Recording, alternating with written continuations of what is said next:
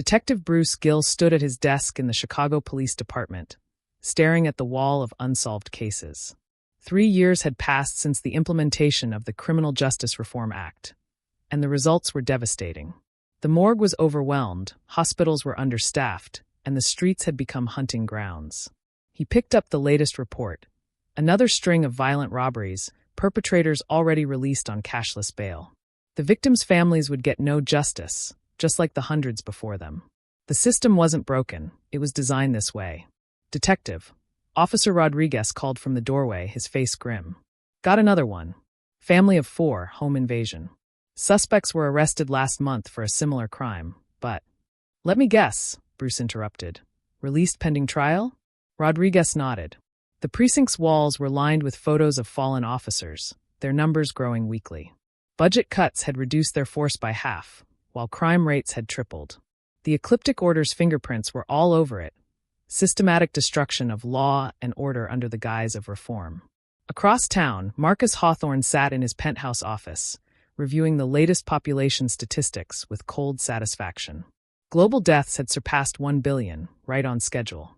Disease, famine, violence, and plummeting birth rates had all played their part. The water supply alterations and fertility-suppressing compounds had been particularly effective. The numbers from Europe are in, his assistant reported, sliding a tablet across his desk. Violent crime up 400% since the judicial reforms. Population down 12% in major urban centers. Marcus smiled. And the migration numbers? The destabilization program exceeded expectations. The influx of carefully selected violent offenders has accelerated the chaos. Social cohesion is breaking down exactly as planned. In the streets below, sirens wailed continuously. Fire rose from multiple city blocks, another night of orchestrated violence. Emergency services, already stretched thin, couldn't keep up. Hospitals were overwhelmed, their staff exhausted and demoralized. The media, controlled by the order, spun every incident to heighten fear and division. At his streaming setup in a fortified apartment, Mac Gould went live to his millions of followers. They want us fighting each other, he declared, sharing footage of the latest riots. While we're distracted by the violence, they're implementing the final stages of their plan. His viewer count dropped suddenly, another technical difficulty courtesy of the order's digital enforcement team. In a secure facility outside the city, Lark Ferguson watched multiple feeds of the chaos unfolding across the globe. The guilt was becoming unbearable. He had helped build the social media algorithms that amplified division and rage, that suppressed truth and promoted carefully crafted narratives. But seeing the real-world results of the order's plans, the dead, the broken families, the collapsing society, was different from the sterile presentations in boardrooms. His phone buzzed, a message from an unknown number. We need to talk. NH. Ferguson's heart raced. Everyone knew who NH was, Nolan Husk, the world's richest man and the only billionaire who hadn't bent the knee to the order. He had been quietly gathering evidence, building alliances, preparing for something big. As night fell over the burning city, Bruce Gill received an anonymous tip about a document called the Celestial Accord. Before he could investigate, an alert flashed across his screen. He was being charged with corruption, evidence planted by the order's operatives in the department. He had 10 minutes to disappear. In his penthouse, Marcus Hawthorne raised a glass to the chaos below. To the great culling, he toasted his fellow order members via secure video link. Humanity doesn't know. This is necessary for its long-term survival. But in the digital shadows, a resistance was forming. Nolan Husk, Lark Ferguson, Mac Gould, and others like them were preparing to strike back. The question was, with 1 billion already dead and society in flames, could they act in time to prevent the order's endgame? The meeting location was a private hangar at a remote airfield outside the city. Lark Ferguson's autonomous vehicle pulled up to the massive structure just as the sun began to set. Inside, a sleek private jet occupied most of the space, its engines still cooling from a recent flight. Nolan Husk stood beside a laptop screen showing real-time global chaos statistics. He didn't turn as Ferguson entered. 1 billion dead, Husk said, his voice tight with controlled anger. I've been tracking the patterns. Coordinated judicial reforms across 37 countries. Simultaneous policy shifts. Identical crime spikes. This isn't chaos, it's orchestrated destruction. The display shifted, showing overlapping waves of violence, resource shortages, and population decline. Look at this precision, Husk continued. The timing of each crisis, the systematic dismantling of social structures. Someone's conducting a symphony of collapse. Ferguson's throat went dry. This was the moment. It's not someone, he said quietly. It's them. The ecliptic order. Husk turned, his eyes sharp. Tell me everything. They recruited me 15 years ago, Ferguson began. Promise me a seat at the table when they rebuilt society. They have members everywhere, banking, technology, politics. This violence, the crime wave, it's all by design. They're culling the population, Nolan. They want to reduce humanity to 1 billion people. Why? Husk demanded. They claim it's to save the planet, to restore balance. But it's about control. They're creating chaos to justify the implementation of a global surveillance state. The crime, the violence, it's making people beg for authoritarian control. Husk walked to a secure terminal, entering a complex sequence. Screens lit up around them, displaying data he'd collected. I've been tracking anomalies. Weather patterns, disease outbreaks, economic collapses. Everything pointed to coordination, but I couldn't find the center. The center is everywhere, Ferguson explained. The World Economic Council is their public face, but their real power lies in their ability to act through legitimate institutions. Courts, banks, media companies. My own social media platform was weaponized to amplify division and suppress truth.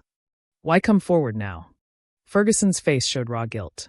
Because I've seen what they're capable of. This is just phase 1. They have worse planned, much worse. And I can't be part of it anymore. Husk studied him for a long moment. I have resources. Technology they don't know about. A network of people who've been fighting pieces of this puzzle without seeing the whole picture. He paused. But I need proof. Something concrete that exposes them. I have access to their secure communications network, Ferguson said. Internal documents. Records of meetings. Everything that proves they engineered this collapse. But we'll need help to release it. They control too many channels. I know someone, Husk replied. A streamer named Mac Gould. He's been reporting on the chaos, getting too close to the truth. They've tried to silence him, but he keeps finding ways to broadcast. There are others out there. The two of us control the largest social media companies in the world. We just need to give their voices a boost. Outside, distant explosions lit up the darkening sky. Another night of orchestrated violence was beginning. If we do this, Ferguson warned, they'll come for us with everything they have. They're already coming for everyone, Husk replied grimly. At least this way we fight back. As they talked, Detective Gill was discovering the planted evidence in his office, and Marcus Hawthorne was preparing to launch Phase 2, to solidify complete control over all countries with no ability for anyone to fight back. The pieces were in motion. The only question was, could Husk and Ferguson build a resistance strong enough to stop what was coming? Husk moved to a central console, bringing up a global network map.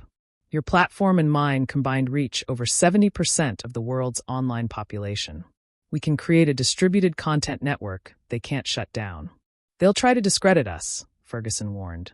They'll call it conspiracy theories, disinformation. They've spent years conditioning people to reject anything that challenges their narrative. That's why we need to be strategic, Husk replied. We start small. Micro-revelations. Connect dots people are already seeing but can't explain.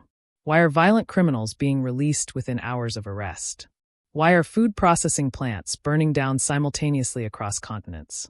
Why are weather patterns exactly matching decade-old computer models?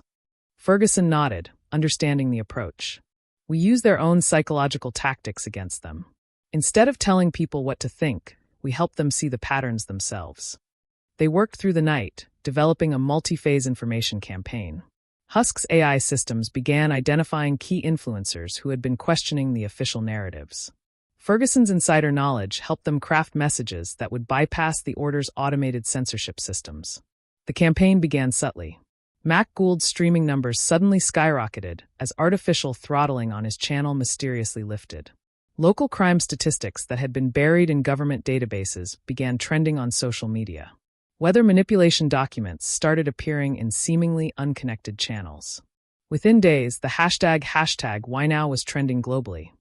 Why were judges suddenly releasing violent criminals now? Why were farms being seized now? Why the heavy push of MCL vaccines?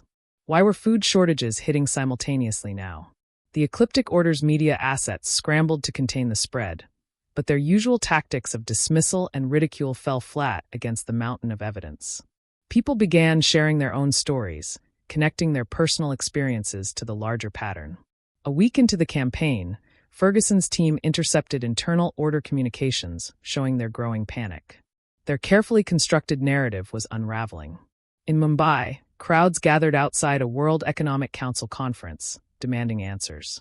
In Berlin, leaked documents exposed how judges had been blackmailed into supporting lenient sentencing laws. "They're going to retaliate," Ferguson warned during a secure video call with Husk. "Hard. Let them," Husk replied. "Every action they take now will only confirm what we're revealing." The order did retaliate. Major power outages hit cities worldwide. Internet service became intermittent.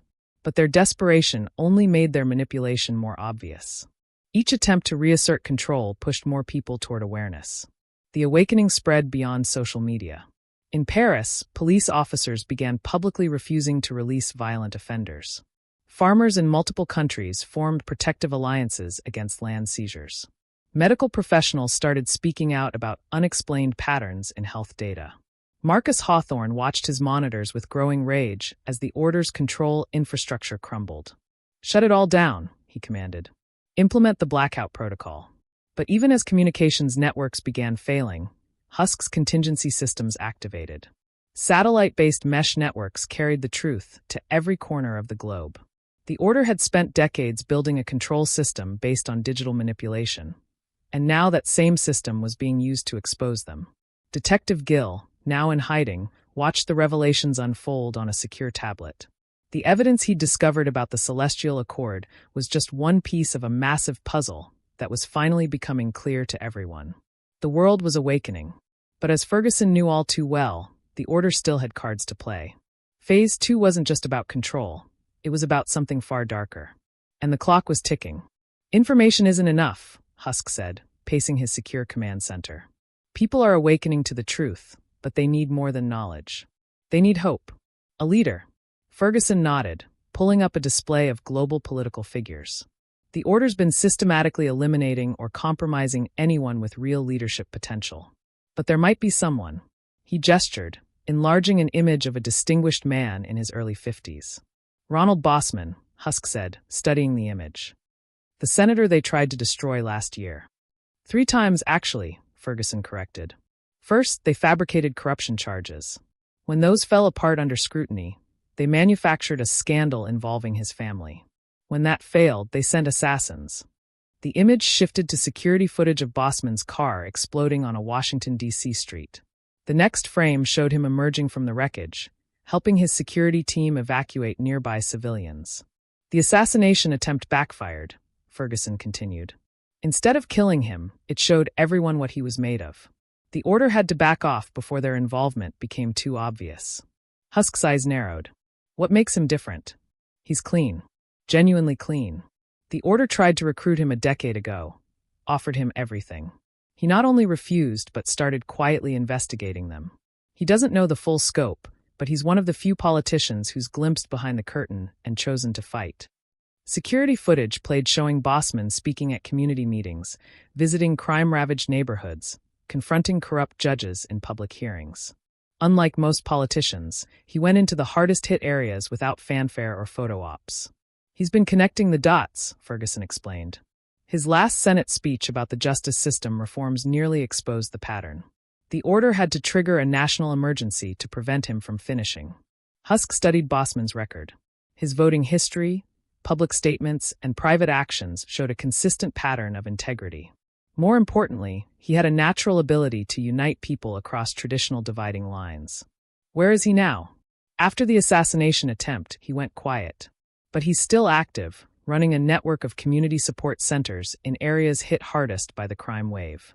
"My sources say he's planning something big, a presidential campaign announcement." "The order won't let him get close to the presidency," Husk warned. "No," Ferguson agreed. "But that's where we come in. We have what he never had before, proof. And with your resources and my inside knowledge, we could protect him," Husk finished. "Give him a platform they can't control or silence." Ferguson brought up another display, showing response data from their truth campaign. Look at these engagement patterns. People trust him. Even after everything the order threw at him, his credibility remained intact. If we combine his leadership with our evidence, we'd have more than a resistance, Husk said. We'd have a revolution. But as they planned their next move, Marcus Hawthorne was meeting with the order's inner circle. Bossman is emerging, he reported, and he's about to have help. The order's leadership exchanged dark looks. They had failed to eliminate Bossman before. Smears on his character, bogus criminal charges, and even assassination attempts. He somehow dodged them all. They couldn't fail again. The battle for humanity's future was about to enter a new phase. The order had spent centuries working in shadows.